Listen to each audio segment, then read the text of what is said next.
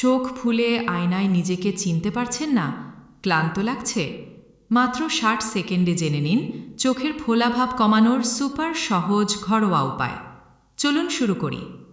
টিপ 1, ঠান্ডা চামচের জাদু। ফ্রিজে 2 চামচ 10 মিনিট রাখুন। তারপর চোখের নিচে হালকা চেপে 5 মিনিট ধরে রাখুন।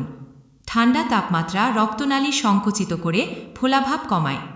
টিপ 2, শসার টুকরো। শসায় আছে প্রাকৃতিক অ্যান্টি ইনফ্লামেটরি উপাদান। 2 পাতলা শসার টুকরো চোখে রাখুন। 10 মিনিট ফ্রেশ আর রিল্যাক্সড ফিল করবেন।